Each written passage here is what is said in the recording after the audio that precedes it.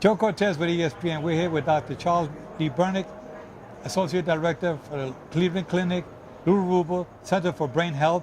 And we're going to talk a little bit about concussions on combat sports. Now, we know, Dr. Bernice, that a lot of these fighters are taking a lot of punishment, a lot of blows to the head, and sometimes the referees let the fight go a little too long, or the corner themselves, knowing that the fight is taking too much, they should stop the fight.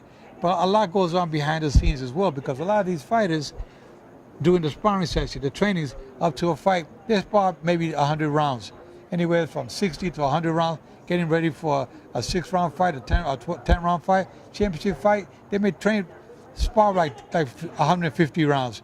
What can you tell us with the studies that you've been doing with these fighters? Well, you're absolutely right, Joe.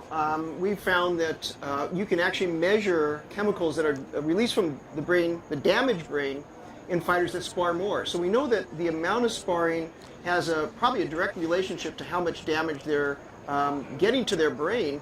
And the fight's one thing. I mean, if you make it through a hard fight, that is tough on probably on your brain if you get knocked out. But it's probably those rounds of sparring that are being done, and I think now fighters are changing a bit. Some are that they're not sparring quite as hard, quite as much, which of course is better for the brain. Yeah, but now as far as you're better for the brain, but some fighters, they are while training, they get knocked out. They get concussive episodes while training.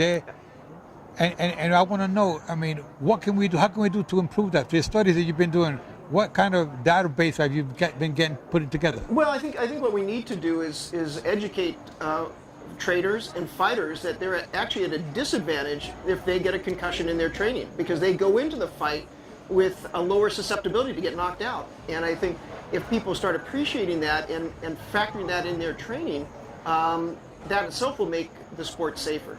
Do you think that fighters are trying to make weight, they lose all this weight, 10, 15, 20 pounds at a 5-6 week period, then sometimes they're really close to the fight, then the last week they're still 10 pounds overweight, they lose all this weight? Do you think that has an effect on the studies that you're doing?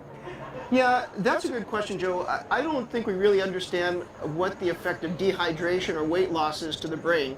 So we don't know if it's bad, we don't know if it's good, we don't know if it's neutral.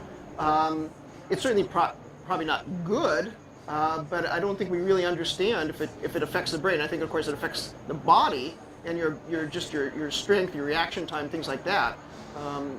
If you have a dramatic weight loss and then try to rehydrate in a short period of time. Yeah, well, you heard it there from Dr. Bernice, Joe Crtez with ESPN.